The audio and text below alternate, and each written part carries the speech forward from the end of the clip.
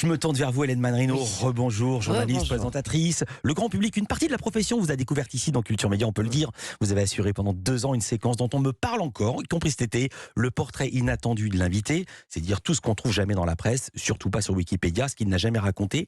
J'annonce d'emblée que vous allez être bientôt la personne la plus vue de la télévision française, à part les footballeurs, parce que c'est vous qui allez être... Oui, c'est le foot qui fait les plus grosses audiences. Oui. C'est vous qui allez être aux côtés de Nicolas Canteloup dans la séquence quotidienne. C'est Canteloup, on va en parler. Mais d'abord, votre actualité immédiate, toujours dans le groupe TF1, en l'occurrence sur TMC, Rétroscopie, ce soir à 21h avec Franck Dubosc. Le premier numéro en 2020 avec Jean-Paul Rouve avait très très bien marché. Pourquoi il n'y en a pas eu depuis? Entre-temps, il y a eu le Covid, le confinement.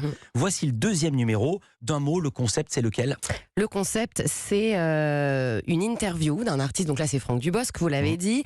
On est en 2036 et donc on va imaginer sa vie. Franck Dubosc est sur une île déserte. On l'a retrouvé et donc voilà. Donc on va l'interviewer. On va parler donc de sa vraie vie jusqu'en 2022 et après il y a toute une partie d'interview inventée. C'est un concept qui a été créé par Jérôme Revon, le producteur. Et juste, Philippe, je voudrais quand même raconter cette petite anecdote, cette belle histoire entre le portrait inattendu et Rétroscopie. Jérôme Revon m'a appelé pour présenter cette émission après avoir écouté les portraits inattendus dans Culture Média. Ouais. Donc c'est symbolique pour moi d'en parler ici, justement. Évidemment. Donc, Et il y a un voilà. Donc portrait. c'est entre fiction et réalité. Alors, vous lui avez inventé une biographie de 2022 à 2036. Le premier extrait que j'ai choisi, c'est la présentation, votre première rencontre, et ça démarre assez fort. Franck Dubosc, bonjour. Je ne m'appelle plus Franck Dubosc, je me suis libéré de mon nom. Ici, je m'appelle... Hein? Non. D'accord. Merci de nous accueillir ici, dans ce cadre magnifique. Merci de nous accueillir sur votre île. Non, ce n'est pas mon île. Rien ne nous appartient, nous ne sommes que de passage. Et je crois Franck, que... Je me permets de vous couper parce que je sens que vous avez beaucoup de choses à nous dire. Oui. Et moi, j'ai beaucoup de questions à vous poser. Je suis vraiment Pardon. ravie de... Ce ne sont pas vos questions. Rien ne nous appartient, je vous ai dit. Il faut expliquer, Dubosc, il a la barbe, les cheveux longs en bandeau, il habille un peu comme un vagabond. Le premier invité qui s'était prêté au jeu, vous l'avez dit, c'était Jean-Paul Rouve. Et ça avait démarré très fort, il y a le fond, il y a la forme. Vous vous rappelez de vos premiers mots de présentation avec Oui, Jean-Paul Rouve? c'est un mélange entre une rétrospective et une Non, coloscopie. Non, c'est pas ça. Bonjour Jean-Paul, je l'ai noté, donc j'ai aucun mérite. Bonjour Jean-Paul Rouve, bienvenue dans Rétroscopie. C'est à la fois une radioscopie, une coloscopie. Faut oser quand même dire ça. Mais c'est cette émission. Vous l'avez dit, faut oser. Et Rétroscopie, c'est génial. C'est un concept totalement inédit. On ose des choses. On peut tout se permettre puisqu'on invente. Donc on a une liberté incroyable avec Jérôme Revon, Sibylle aussi qui travaille avec nous, Khaled Amara qui est l'auteur de Rétroscopie concernant Franck Dubosc. Et c'est ça qui est génial. C'est qu'à la fois on s'amuse entre la réalité, la fiction. On est perdu dans l'émission. On se dit tiens, est-ce que c'est vrai? Est-ce que c'est faux?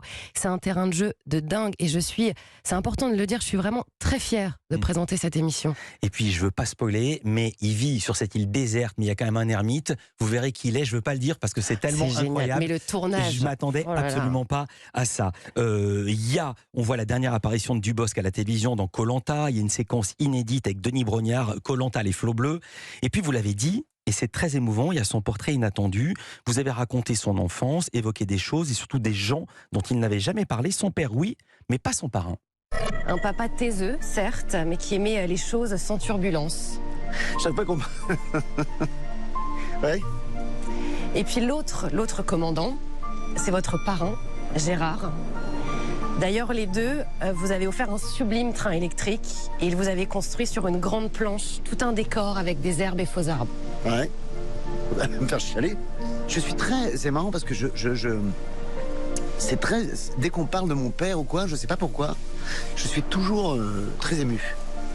Je pleure pas dans la vie. Je ne ris pas, je ne pleure pas. Sauf quand on parle de mon père. Et c'est la première fois qu'on me parle de mon parrain. Qui a été très importante pour vous. Oui, c'est marrant qu'on me parle de Gérard. Comment vous savez ça? Comment vous savez ça? C'est une phrase que j'ai tellement entendue ici avec les invités quand c'était vous qui dressiez leur portrait. Combien de temps de préparation ça demande? L'émission? Non, ce genre d'interview. Il n'y a pas de limite. Pareil, c'est dingue. Déjà, il y a toute cette partie où moi, vous me connaissez, Philippe, je veux absolument tout savoir de l'invité, toute sa vie. Il y a aussi le temps passé avec les proches, parce que c'est un peu émouvant d'ailleurs de parler du portrait inattendu. Ici, je suis à la même place qu'il y a 2 ans, et je vois ce portrait inattendu vivre ailleurs.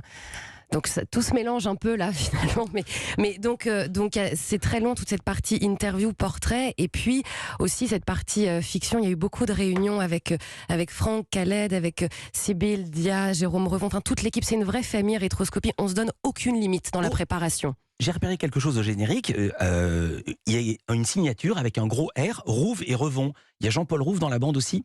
Alors Jean-Paul Rouve a coproduit le premier numéro, Rétroscopie avec donc lui. Et c'est vrai qu'il garde quand même un œil sur cette émission. Enfin, un attachement particulier. Donc il est toujours avec nous. C'est le premier. On pense évidemment à lui à chaque fois. Voilà. Le prochain invité, vous le savez déjà ou pas encore ? Vous le savez, mais vous n'avez pas le droit de le dire. J'ai pas le droit de le dire. Alors, je l'ai dit, vous allez bientôt être la personne la plus regardée de la télévision française, car c'est vous qui serez aux côtés de Nicolas Canteloup dans la séquence quotidienne C'est Canteloup. Ça démarre quand, lundi prochain ? Le 12 septembre. 12 septembre, vous avez déjà tourné des pilotes, j'imagine. J'explique qu'auparavant, c'était Alessandra Sublet qui était en binôme avec Nicolas Canteloup. C'est elle qui a décidé d'arrêter. Même pas cette émission, mais la télévision. Quand Ara Aprikian, le patron des programmes de TF1 ou de l'antenne, vous a proposé le poste, vous avez dit oui tout de suite ? Non, j'ai pas dit oui tout de suite. C'est-à-dire que déjà cette émission-là, elle est tellement culte, et puis présentée par Nico Saliagas, Alessandra Sublet, Arthur l'a également fait pendant quelques jours. On peut pas dire oui comme ça de manière totalement insouciante. Enfin, on doit absolument se dire voilà, je prends conscience du challenge. C'est une marque de confiance énorme de la part de TF1 et de Jean-Marc Dumontet.